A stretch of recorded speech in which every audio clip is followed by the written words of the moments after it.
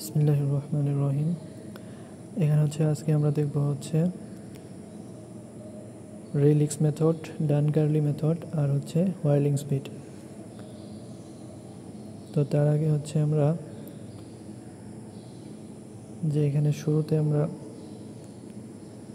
কয়েকটা সূত্র দেখতে পাচ্ছি, এগুলো আসলে এই চ্যাপ্টারের আলোচনা না, এগুলো মূলত আমাদের যে ডিফ্লেকশন বের করার কয়েকটা কন্ডিশনের জন্য ডিফ্লেকশন বের করার সূত্র এখানে আর কি দেওয়া আছে। এগুলো আমাদের ওই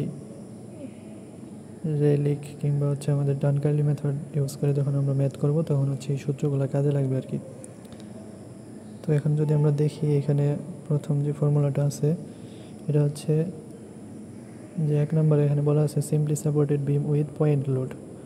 অর্থাৎ একটা বিম যদি সিম্পলি সাপোর্টেড থাকে, অর্থাৎ দুই প্রান্ত মুক্ত থাকবে, জাস্ট সিম্পলি বিমটা সাপোর্টের উপর বসানো থাকবে।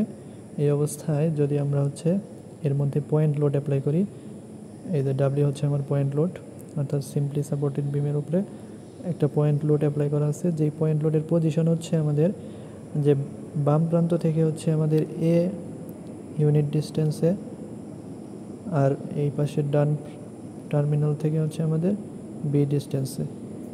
সেই ক্ষেত্রে আমাদের ডিফ্লেকশন বের করার ফর্মুলা এটা, অর্থাৎ এই লোডের মান W into a square b square, অর্থাৎ ওই লোড থেকে আমাদের যে ডিস্টেন্স আর কি, লোড থেকে বাম প্রান্তের ডিস্টেন্স, লোড থেকে ডান প্রান্তের ডিস্টেন্স এ আর বি।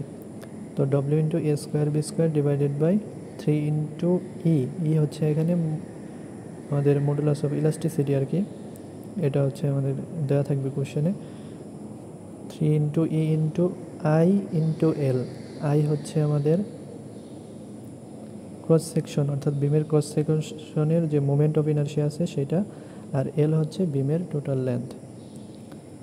এখন এইখানে ইনার্শিয়াটা যদি আমরা একটু দেখি যে ক্রস সেকশনের ইনার্শিয়া কেমনে বের করব। ইনার্শিয়া বের করার জন্য আমরা ক্রস সেকশনের উপর বেস করে আগে যে আমরা ফর্মুলাগুলো শিখেছি সেগুলোর বেসিসে আমরা বের করব। যেমন এইখানে যদি রেক্টেঙ্গুলার ক্রস সেকশন চিন্তা করি, তাহলে আমাদের সূত্র হলো b into h cube divided by 12।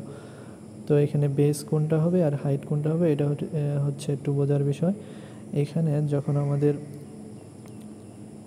এটা আমাদের ক্রস সেকশন, তো ক্রস সেকশনের আমাদের যে এটা বেস, এটা হাইট।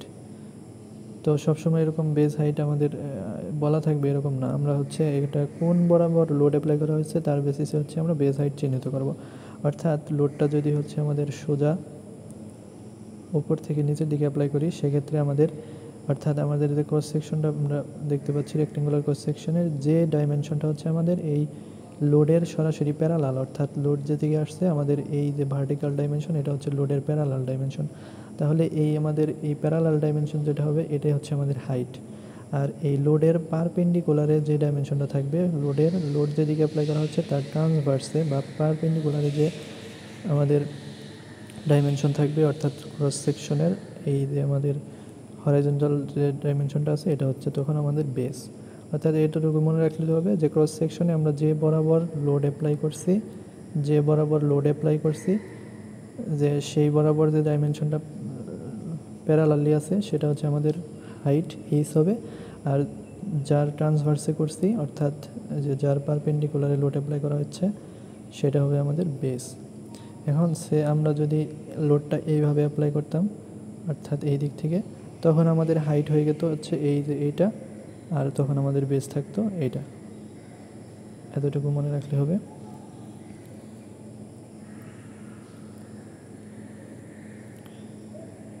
এরপরে আমরা দেখব সেকেন্ড ফর্মুলাটা। এখানে 2 নম্বরে যে ফর্মুলাটা আছে এটা fixed beam with central point load. অর্থাৎ এখানে বিমের বৈশিষ্ট্য আমাদের দুই পাশে ফিক্স করা থাকবে, বিমটা দুই পাশে ফিক্স করা থাকবে, এল তার দৈর্ঘ্য। আর এখানে লোডটা অ্যাপ্লাই করা হয়েছে ঠিক মধ্যখানে, একদম ঠিক মধ্যখানে অ্যাপ্লাই করা হয়েছে, এই জন্য দুই পাশেই L/2 ডিস্টেন্স। আর এই ক্ষেত্রে ডেল্টা, অর্থাৎ ডিফ্লেকশনের যে ইকুয়েশন সেটা আমাদের ডব্লিউ ইন্টু এল কিউব, অর্থাৎ যে লোড অ্যাপ্লাই করছি সেই লোড ইন্টু টোটাল লেন্থের cube divided by 192 into EI, 192 into EI. এই সূত্রটা আমরা হচ্ছে মূলত এই আগের যে ফর্মুলা ছিল W into a square b square 3 into EIL, এই সূত্র থেকে হচ্ছে আমরা নিয়ে আসতে পারি। এখানে হচ্ছে জাস্ট এলো এ স্কোয়ার বি স্কোয়ারের স্থলে L/2 স্কোয়ার, L/2 স্কোয়ার যদি আমরা বসাই দিই তো এই যে এই সেকেন্ড ফর্মুলাটা হচ্ছে চলে আসবে। এটা আমরা ডিরেক্টলি মনেও রাখতে পারি, এটা আমাদের ম্যাথ করার ক্ষেত্রে কাজে লাগবে আর কি। এরপর হচ্ছে আমাদের 3 নম্বরে যেটা আছে ফিক্সড বিম উইথ ইউডিএল, অর্থাৎ দুই পাশে ফিক্স করা থাকবে বিম ফিক্স বিম, এবং হচ্ছে আমাদের অর্থাৎ ইউনিফর্মলি ডিস্ট্রিবিউটেড লোড, অর্থাৎ এর মধ্যে যে লোডটা অ্যাপ্লাই করা হচ্ছে সেটা হলো ইউনিফর্মলি ডিস্ট্রিবিউটেড লোড। সে ধরো যে আমাদের ডাব্লিউ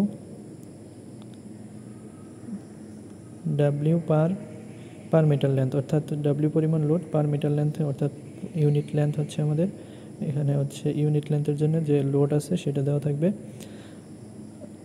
আর হচ্ছে আমাদের বিমের লেন্থ দেওয়া থাকবে। সেক্ষেত্রে আমাদের ডিফ্লেকশনের ফর্মুলা আসবে 5 into W/L⁴ divided by 384 into EI, অর্থাৎ 5/384 ইন্টু WL⁴ ডিভাইডেড বাই ইআই। এখানে আমাদের ডব্লিউ যেটা থাকবে এটা হচ্ছে যেহেতু ইউনিফর্মলি ডিস্ট্রিবিউটেড লোড, এখানে ডব্লিউটা হচ্ছে মূলত আমাদের পার ইউনিট লেন্থের জন্য যে লোড দেওয়া থাকবে, অর্থাৎ নিউটন পার মিটার ইউনিটে, নিউটন পার মিটার এককে এটা দেওয়া থাকবে। ডব্লিউটা হচ্ছে নিউটন পার মিটারে হবে। আর এখানে ক্রস সেকশনের জন্য আমাদের ইনার্শিয়া আসবে, বাকি সবই হচ্ছে আগের মতোই। তাহলে হচ্ছে আমাদের ফর্মুলাগুলো গেল। এবার হচ্ছে আমরা দেখি রেইলিক্স মেথড।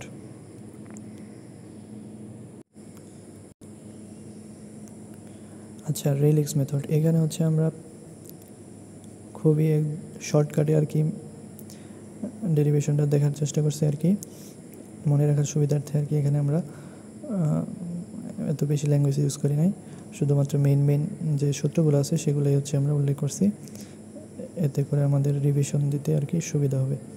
তো এইখানে যে রেইলিক্স মেথডের মূল থিম হলো আমাদের যে ম্যাক্সিমাম পোটেনশিয়াল এনার্জি এবং ম্যাক্সিমাম কাইনেটিক এনার্জি, এই দুটাকে হচ্ছে আমরা ইকুয়েট করব আর কি। এই দুটা হচ্ছে সমান হবে, অর্থাৎ একটা সিম্পলি সাপোর্টের একটা বিম আছে এখানে, তো এই বিমের মধ্যে আমরা W1 W2 W3 ইত্যাদি লোড হচ্ছে আমরা অ্যাপ্লাই করছি। এরপরে হচ্ছে আমাদের Y1 Y2 Y3 পরিমাণ ডিফ্লেকশন পাওয়া গেছে। এটাই হচ্ছে এখানে বলা হয়েছে যে Y1 Y2 Y3 ইত্যাদি হচ্ছে আমাদের total deflection under loads W1 W2 W3। তো এখন আমাদের এখানে ম্যাক্সিমাম যে পোটেনশিয়াল এনার্জি সেটা হচ্ছে আমরা বের করছি, আর ম্যাক্সিমাম কাইনেটিক এনার্জি বের করছি। এরপরে জাস্ট এই দুটাকে ইকুয়াল ধরে সূত্রটা ডিরাইভ করা হয়েছে। এখন আমরা দেখি যে ম্যাক্সিমাম পোটেনশিয়াল এনার্জি এটা আসলে যে কী দ্বারা গঠিত হয়েছে, হাফ ইন্টু এম ইন্টু জি ইন্টু ওয়াই, অর্থাৎ হাফ এম জি ওয়াই। এটা হচ্ছে আমাদের একটা সিঙ্গেল লোডের জন্য আমাদের যে পোটেনশিয়াল সেটা, যে হাফ ইন্টু এম ইন্টু জি, অর্থাৎ এই লোডের কারেসপন্ডিং যে মাস আছে সেই মাস 1 ইন্টু জি, তাহলে আমরা ওয়েট পেলাম, ইন্টু হচ্ছে আমাদের Y1, অর্থাৎ ফার্স্ট যে ডিফ্লেকশন আছে W1 লোডের কারেসপন্ডিং ডিফ্লেকশন, সেটার দ্বারা গঠিত হয়েছে আমাদের এই হাফ M1 GY1। এভাবে হচ্ছে সেকেন্ড লোডের জন্য হাফ M2 GY2, অনুরূপভাবে থার্ড লোডের জন্য হচ্ছে আমাদের হাফ MG3 GY3, এভাবে হচ্ছে আমরা সাথে থাকবে। তো এখানে এত কিছু লেখার দরকার নাই, জাস্ট হচ্ছে আমরা এটাকে জেনারেলাইজ করে লিখে দিচ্ছি যে half into some of MGY, half into some of MGY। এটা হলো সিম্পলি যে টোটাল পোটেনশিয়াল এনার্জি যেটা আসবে সেটা হলো কি টোটাল সামেশন অফ MGY এর টোটাল সামেশন। এখানে যতগুলো লোড থাকবে ততগুলো হচ্ছে আমাদের MGY-কে সাম করব আর 2 দ্বারা ভাগ করে দেব। এটাই হচ্ছে আমাদের টোটাল পোটেনশিয়াল এনার্জি। এরপরে যদি আমরা খেয়াল করি যে টোটাল কাইনেটিক এনার্জি কেমনে বের করা হয়েছে, যে হাফ MV², কাইনেটিক এনার্জি সমান কি হাফ MV²। এখন এইখানে ভেলোসিটিকে জাস্ট একটু ভিন্নভাবে রিপ্রেজেন্ট করা হয়েছে, যে ভি ইকুয়াল টু আমরা কী জানি, ভি ইকুয়াল টু আমরা জানি ওমেগা ইন্টু হচ্ছে আমাদের আর। তো এখান থেকে ওমেগা ইন্টু আর, এই রেডিয়াসটা মূলত যে এইখানে যত লেন্থের ডিফ্লেক্ট করতেছে, এই যে আমাদের y1 ডিফ্লেকশনের সময় আমাদের রেডিয়াসটা ধরা হয়েছে y1, অর্থাৎ মানে হচ্ছে যখন আমাদের y1 পরিমাণ ডিফ্লেকশন হবে তখন আমাদের এটা ধরে নেওয়া হবে যে তখন তার রেডিয়াস হচ্ছে, অর্থাৎ ওই y1 পরিমাণ রেডিয়াসে সে হচ্ছে আমাদের কাঁপতেছে বা হচ্ছে এটা ভাইব্রেট করতেছে, সেই জন্য আমাদের ওই মুহূর্তের ভেলোসিটি হবে ওমেগা ইন্টু y1, অর্থাৎ y1টা মূলত রেডিয়াসের বিকল্প হিসেবে বসানো হয়েছে, অর্থাৎ রেডিয়াসের অনুরূপ আমাদের একটা রাশি এখানে বসানো হয়েছে। y1 যদিও এটা ডিফ্লেকশন, কিন্তু আমরা চিন্তা করতেছি যে ওই মুহূর্তে জাস্ট ওই সিচুয়েশনে এটা হচ্ছে আমাদের রেডিয়াস আর কি। তাহলে ওমেগা ইন্টু রেডিয়াস ওই মুহূর্তের রৈখিক ভেলোসিটি, আর হাফ এম ভি স্কোয়ার দিলে হচ্ছে আমরা ওই মুহূর্তের কাইনেটিক যে এনার্জি পাবো সেটা হচ্ছে half m1 v1 square, v1 মানে হচ্ছে ওমেগা y1। অনুরূপভাবে হচ্ছে আমাদের half m2 omega y2 whole square and so on. এইভাবে হচ্ছে আমরা এটাকে জেনারেলাইজ করে লিখছি। এটাকে যদি আমরা জেনারেলাইজ করে লিখি তাহলে দাঁড়াবে হচ্ছে আমাদের হাফ ওমেগা স্কোয়ার। ওমেগা হচ্ছে যে এটা একটা নির্দিষ্ট ফ্রিকোয়েন্সিতে অর্থাৎ ভাইব্রেট করতেছে, সুতরাং এটা হচ্ছে এই ওমেগা হচ্ছে সবার জন্য কমন, এই জন্য আমরা ওমেগাটাকে বাইরে নিয়ে আসছি, ওমেগা স্কোয়ারকে বাইরে নিয়ে আসছি, আর ভিতরে আছে আমাদের সাম অফ এম ওয়াই স্কোয়ার। এখন আমাদের এই ম্যাক্সিমাম কাইনেটিক আর পোটেনশিয়াল এটা যদি আমরা ইকুয়েট করে দিই তাহলে হচ্ছে আমাদের সূত্রটা চলে আসবে।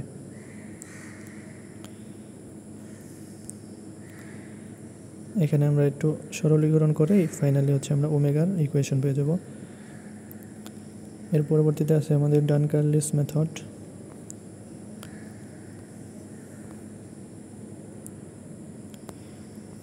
তো আমরা এখন চলে যাব ডান-কার্লিস মেথডে।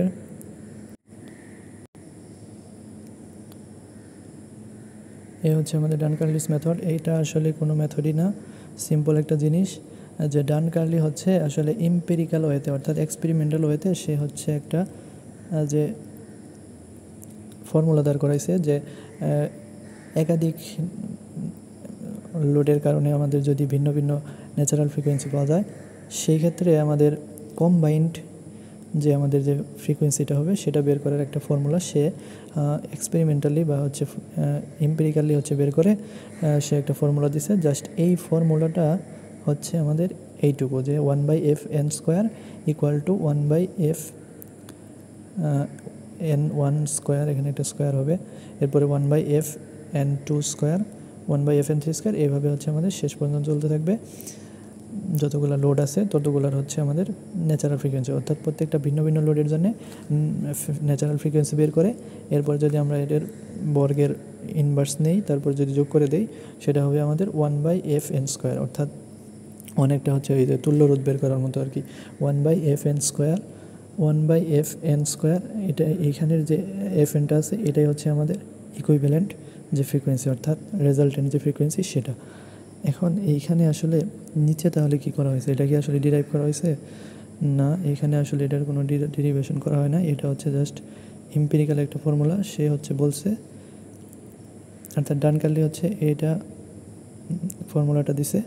এখন এইখানে আমরা জাস্ট এই ফর্মুলাটা কাজে লাগানোর জন্য ইউজ করার জন্য আমরা এইটুকু কাজ করে জাস্ট এটার একটা ইউজফুল ফরমেশন দাঁড় করাইছি, আর কিছুই না। এইখানে যেটা করছি আমরা যে ইন্ডিভিজুয়াল লোডের কারণে এই যে Δ1, Δ2, Δ3 এই ভ্যালুগুলো হচ্ছে আমরা বের করে নিছি, হচ্ছে আমাদের যে জানা সূত্র আছে সেটা ইউজ করে এই ভ্যালুগুলো বের করে নিছি, যে Δ1, Δ2, Δ3 হচ্ছে static deflection due to W1, W2, W3 load, আর Δs যেটা আছে এটা হচ্ছে আমাদের static deflection due to UDL. অর্থাৎ এখানে একটা কথা বলতে হবে, সেটা হলো যে static deflection due to UDL. তো এই ইউডিএল ইউনিফর্মলি ডিস্ট্রিবিউটেড লোড এটা দুইভাবে হতে পারে। একটা হলো যে আমরা বাইরে থেকে একটা ইউডিএল অ্যাপ্লাই করলাম, ইউডিএল হচ্ছে আমরা বাইরে থেকে অ্যাপ্লাই করছি সামথিং ধরলাম যে 5 নিউটন পার মিটার হচ্ছে এই পুরো লেন্থ বরাবর যে হচ্ছে আমাদের একটা ইউডিএল অ্যাপ্লাই করা আছে, এটা হতে পারে। আরেকটা হতে পারে যে ওই বিমের নিজস্ব যে ওয়েট আছে, অর্থাৎ এই বিমের যে নিজস্ব ওয়েট আছে তার কারণেও হচ্ছে আরেকটা ইউডিএল তৈরি হতে পারে। অর্থাৎ দুই কারণেই হচ্ছে আমাদের এটা হতে পারে। এটা হচ্ছে আমাদের static deflection due to UDL. এই দুইটার সমন্বয়ে হচ্ছে আমাদের এই এম্পিরিক্যাল ফর্মুলাটা গঠিত হয়েছে। অর্থাৎ এই অবধি হচ্ছে আমাদের natural frequency due to point load, আর এই এফ লাস্টের যে টার্মটা আছে 1/f(ns), এটা হচ্ছে আমাদের ইউডিএল এর জন্য ডিফ্লেকশন। তাহলে টোটাল ডিফ্লেকশন হবে আমাদের এই সূত্র থেকে আসবে টোটাল ডিফ্লেকশনটা। টোটাল ডিফ্লেকশনের কারণে যে আমাদের আলটিমেট ফ্রিকোয়েন্সি সেটা আসবে এই সূত্র থেকে। আর এখন হচ্ছে আমরা এই প্রত্যেকটা ডিফ্লেকশন আলাদা আলাদা করে বের করব। তাহলে আমরা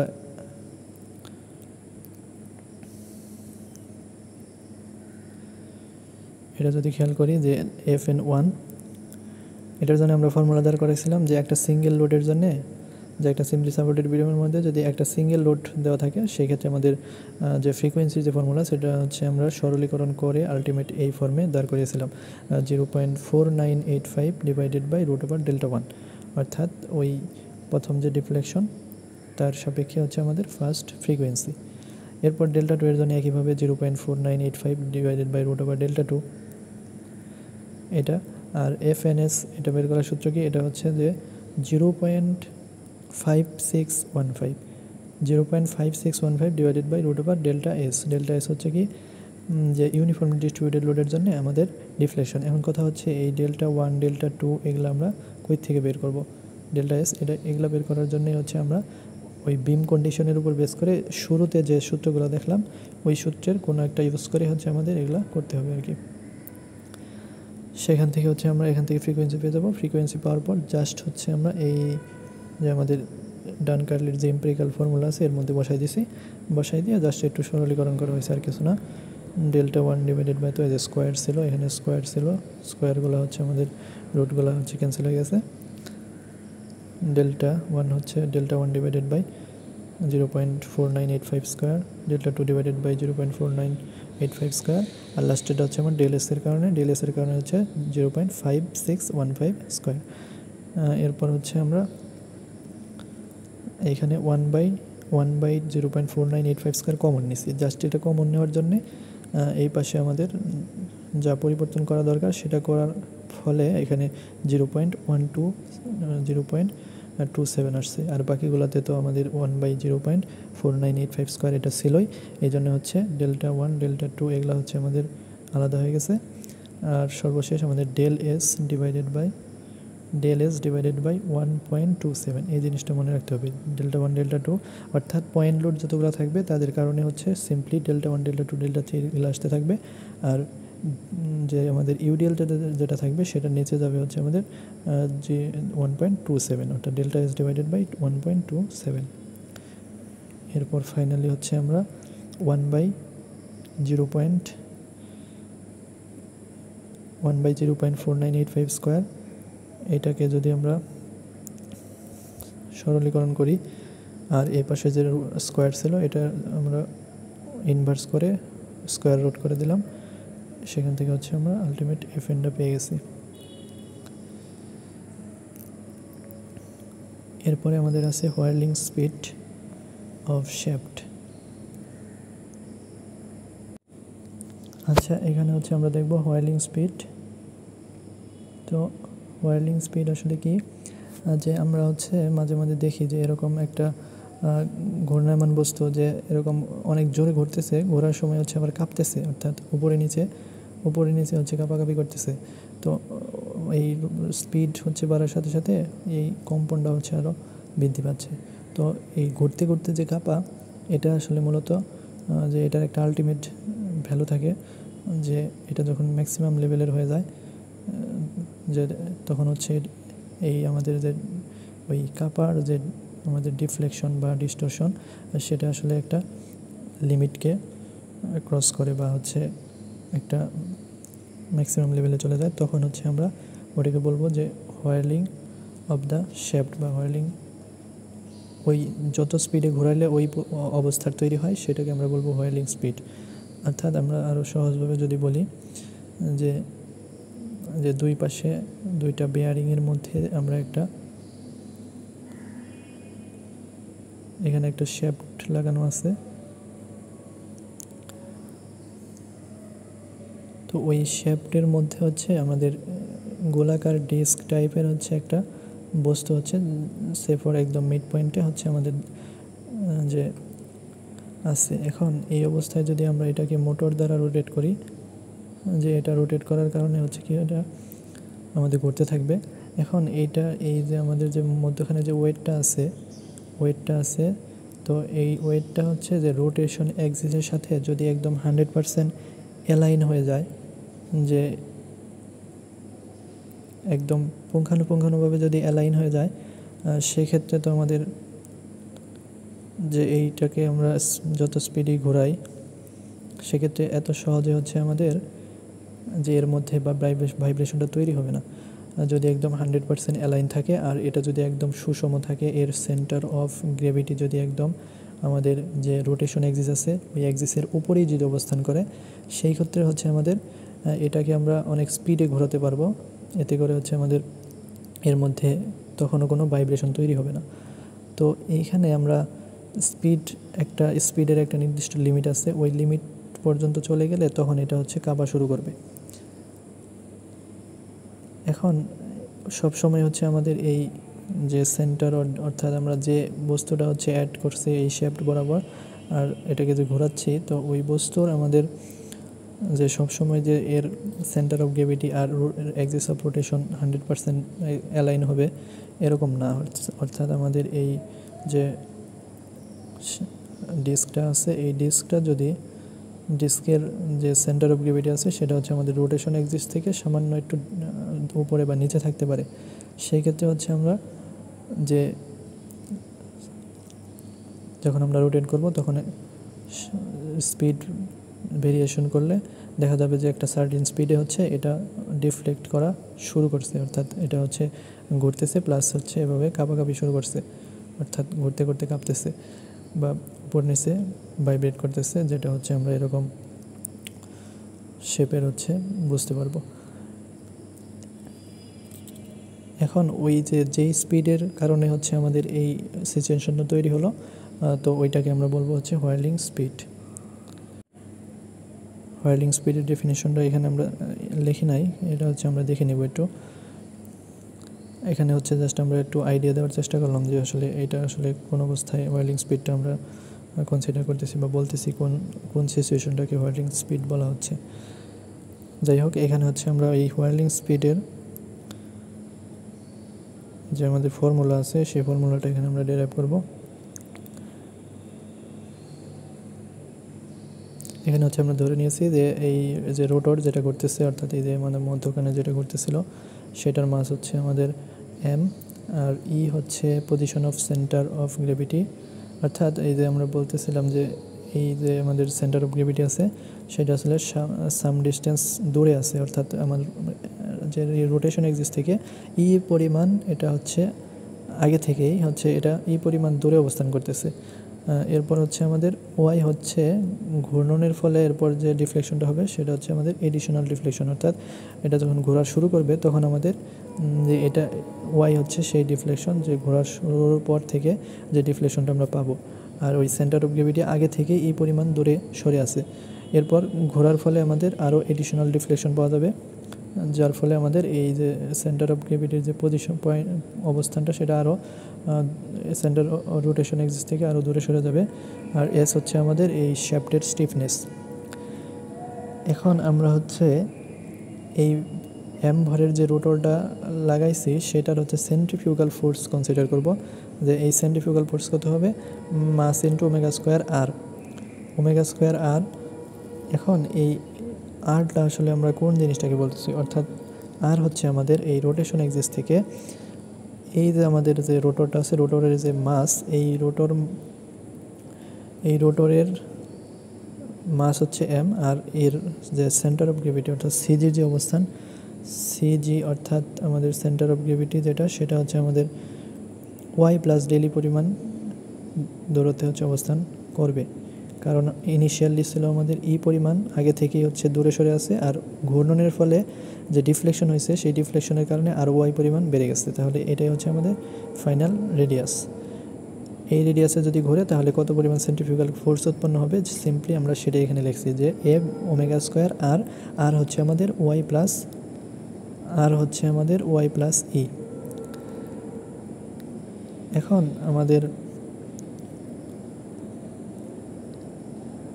যে এই যে ওয়াই পরিমাণ ডিফ্লেকশন হইল, এই ডিফ্লেকশনের কারণে হচ্ছে আমাদের একটা যে এই শ্যাফট যেহেতু হচ্ছে একটা রিজিড বডি, তো এটা এই ডিফ্লেকশনটাকে রেজিস্ট করার চেষ্টা করবে। এই রেজিস্টিং যে ফোর্সটা আমরা পাবো, যে আমরা এই যে স্টিফনেস ধরে নিয়েছি, স্টিফনেস ইনটু ডিফ্লেকশন যতটুকু হয়েছে সেটা দিলেই হচ্ছে আমরা পেয়ে যাব যে কতটুকু রেজিস্টিং ফোর্স এখানে উৎপন্ন হয়েছে। এখন আমাদের এই ইকুইলিব্রিয়ামে রাখার জন্যে এই যে আমাদের সেন্ট্রিফিউগাল ফোর্স তৈরি হলো, আর এই সেন্ট্রিফিউগাল ফোর্স যেটা আছে এটাকে কাউন্টার অ্যাটাক করবে হচ্ছে আমাদের এই রেজিস্টিং ফোর্স, যেটা হচ্ছে আমাদের এই ডিফ্লেকশনের কারণে তৈরি হয়েছে। তাহলে এই দুটাকে আমরা ইকুয়াল করে দিলাম। এরপর সিম্পলি হচ্ছে এখান থেকে আমরা সরলীকরণ করে জাস্ট ওয়াইটা বের করছি, ফার্স্টে ডিফ্লেকশনটা বের করছি, এরপর এটাকে হচ্ছে আমাদের omega square e divided by s by m, অর্থাৎ এখানে হচ্ছে আমাদের এই যে এখানে এস বাই এম আকারে তৈরি করার জন্য আমরা উপরে নিচে এম দ্বারা ভাগ করে দিছি। এস বাই এম এটা কিন্তু আমাদের একটা পরিচিত রাশি, অর্থাৎ S by M stiffness divided by mass, এটা আসলে ওমেগা স্কোয়ার অর্থাৎ ন্যাচারাল ফ্রিকোয়েন্সি যেটা আমাদের ছিল সেটারই হচ্ছে আমাদের বর্গই হচ্ছে এস বাই এম। এই জন্য জাস্ট এখানে ওমেগা এনটাকে বসানোর জন্য এখানে আমরা এই সরলীকরণটুকু করলাম।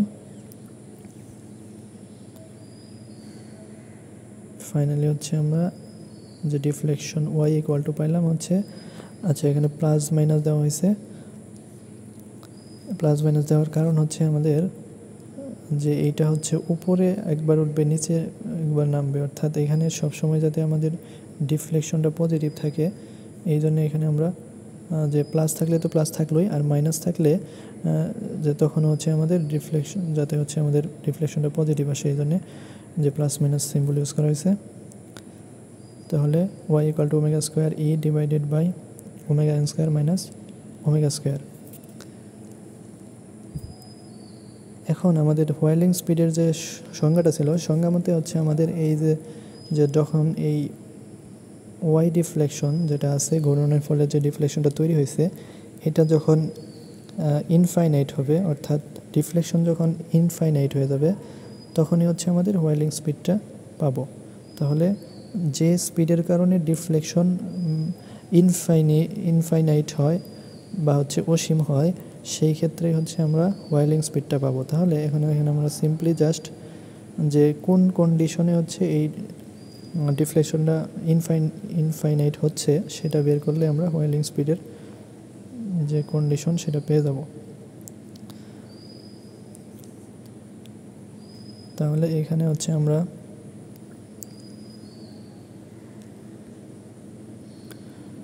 পরবর্তীতে ওমেগা স্কোয়ার উপরে আছে নিচে আছে, এই ওমেগা স্কোয়ার দ্বারা উপরে নিচে ভাগ করে দিছি, omega n square divided by omega square minus 1। এখন যদি আমরা খেয়াল করি যে এই ডিফ্লেকশন যদি ইনফাইনাইট হতে হয়, আমরা এই যে এই হর যেটা আছে এই হরকে হচ্ছে আমাকে জিরো বানাতে হবে। এই হরকে যদি আমরা জিরো ধরি তাহলে যে কন্ডিশনটা আসবে সেটা হলো কি, যে omega n square divided by omega square minus 1 equal to 0। 1টা ওই পাশে চলে যাবে, omega n square equal to হবে omega n square equal to হবে ওমেগা স্কোয়ার, অর্থাৎ যে কন্ডিশনে আমরা 0 ধরলাম সেই কন্ডিশনে আমাদের এই ওমেগাটা হয়ে যাবে ওমেগা সি, সেখান থেকে হচ্ছে এই যে ওমেগা স্কোয়ার আর ওমেগা সি স্কোয়ার দুই পাশে ইকুয়েট করে omega c equal to omega n লেখা হয়েছে। এটাই হলো আমাদের কন্ডিশন। অর্থাৎ